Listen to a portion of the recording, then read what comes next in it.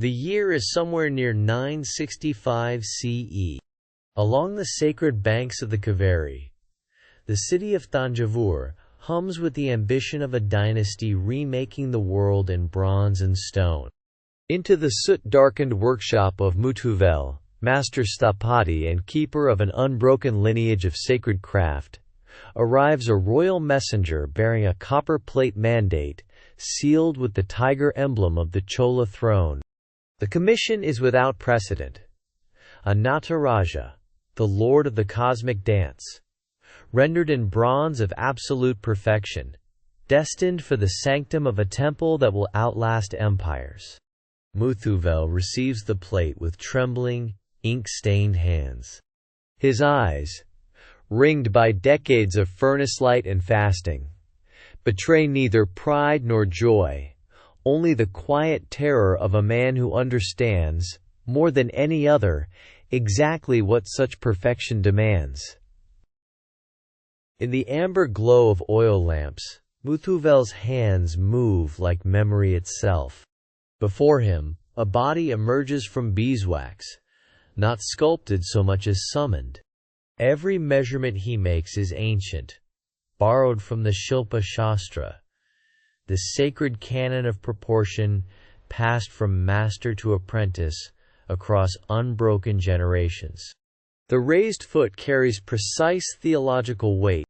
The encircling flame, the Prabhamandala, bends at an angle decreed not by aesthetics, but by scripture.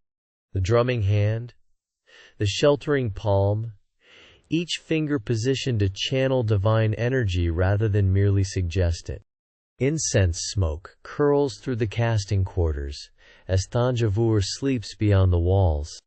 Muthuvel whispers the Agama verses without pause, his breath and his craft indistinguishable from prayer. The wax body of the god is nearly perfect, but perfection, in fire, is only a promise, and the fire has not yet spoken. The workshop reeks of beeswax and ash. Selvam, young and restless, carries news like a blade. A rival from Kumbakonam has already laid bronze at the court's feet and heard the king's approval ring through stone corridors. The apprentice gestures urgently at the half-formed wax model, his shadow jagged against the oil lamp's trembling light. Muthuvel listens without turning. His hands remain steady on the clay armature, pressing, shaping, refusing to acknowledge the panic breathing at his shoulder. This is the ancient tension. Youth measuring glory in days, mastery measuring it in decades. The sthapati lineage does not bend to a rival's timetable. Muthuvel's jaw tightens almost imperceptibly, the only concession to fury he will permit himself. He will not rush the god. But the wax grows warm, and somewhere in Thanjavur, a lesser Nataraja already dances before the throne. Layer by patient layer, the clay entombs the god. Muthuvel's hands move with the certainty of ancestral memory, pressing river mud and powdered quartz against the wax figure's outstretched limbs, sealing the cosmic dancer inside a gray and silent prison. He recites the Agama verses in a low, continuous breath. Not prayer exactly, but something older than prayer. An instruction. A contract between mortal craft and divine form. The workshop smells of wet earth and clarified ghee, of smoke from the oil lamps that must never be extinguished. Each layer must dry before the next is applied. Each hour of waiting is an act of devotion. The god has been buried. The wax Shiva, perfect and still, disappears entirely beneath the sealed tomb of clay.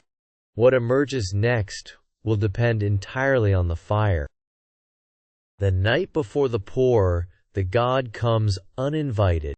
Muthuvel's body burns with a fever that no neem poultice can cool, no river prayer can quiet. His wife presses wet cloth against his brow, her lips moving in whispered invocations to Devi. Young Selvam crouches at the threshold, watching, afraid to breathe. In the darkness of his delirium, Muthuvel sees Shiva above the sealed mold, not carved, not cast, but alive.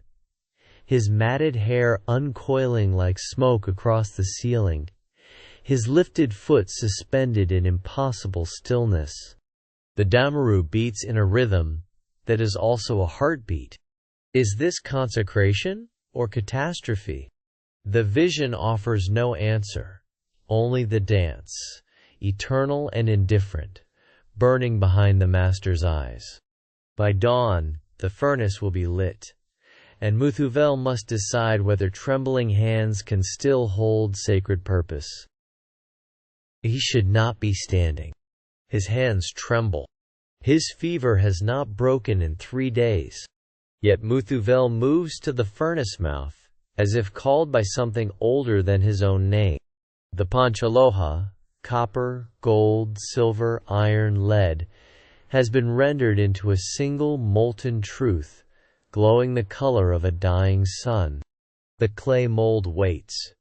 Around it, a dozen men fall absolutely silent. No wind, no prayer. The bronze descends in a luminous stream, singing against the clay walls with a sound like the earth itself exhaling. Muthuvel watches, eyes unblinking, tears drying before they fall. He has fed every imperfection of his soul into this vessel. Whether the god has accepted the offering, that terrible answer waits, sealed inside hardening bronze, until the mold is broken. The monsoon arrives without mercy. Brown water surges through the mud brick walls of the casting quarter, extinguishing oil lamps, swallowing years of labor in seconds. Above the roar, a sound cuts through everything. A sharp, catastrophic crack. One mold, still breathing with interior heat, fractures along its spine. Selvam falls to his knees in the churning water, certain the god has been lost. But Muthuvel does not move. He stands waist-deep in the flood, one hand resting upon the broken clay, as though feeling for a pulse. He will not open it. Not yet. Through the long, waterlogged night, master and apprentice wait in silence, the smell of wet clay and extinguished ghee hanging heavy as grief in the dark. By morning, the flood has receded, and the mold must finally be broken open. Dawn breaks over Thanjavur like a held breath released. The clay mold splits. Ash falls away in pale curtains, and there, emerging from the silence of fire and earth and weeks of anguished waiting, is Shiva. Every finger raised in perfect benediction. The cosmic ring of flame, unbroken.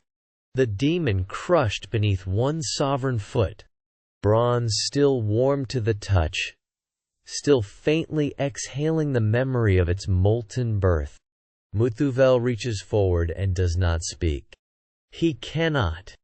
Tears streak the soot across his face as morning light finds the idol, and the idol seems to answer it. Glowing, alive, complete beyond the reach of any chisel or prayer he has consciously offered. The god has come. But now the greatest test awaits, carrying Shiva across a city that has not yet seen him. The fever is gone. The flood is memory. What remains is this: a man, a chisel, and a god not yet fully born. Muthuvel works in the gray quietude of early morning, each stroke deliberate as a syllable in sacred verse. The cold iron finds the bronze, coaxing flame hair into individual ribbons of motion, sharpening the arch of a lifted foot, deepening the hollow of an eye that has seen everything and feared nothing. Sandalwood smoke drifts through the quarter. Selvam watches from the doorway, finally understanding. The master was never protecting the idol. He was protecting the silence required to hear it. Detail by detail, Shiva emerges from metal, as he once emerged from cosmic darkness. And when the chasing is complete, what remains will need to face something neither chisel nor prayer can prepare it for: the eyes of a king. The procession moves through Thanjavur like a river finding the sea. Torchlight catches the bronze, that eternal bronze, and for one suspended moment, the Nataraja blazes, as if still molten, still becoming. Priests chant in waves of Sanskrit, jasmine and camphor smoke braiding the humid air. Muthuvel stands at the street's edge, barefoot on warm stone, anonymous among thousands. No one speaks his name. No one knows the fever that nearly swallowed him, the flood that tested everything, the night he wept before an empty mold and begged the god to enter. He watches his life's work pass into the darkness of the sanctum. The drumbeats recede. The torches diminish. And somewhere in that silence, a question forms. One that will haunt the craftsman through every night remaining to him.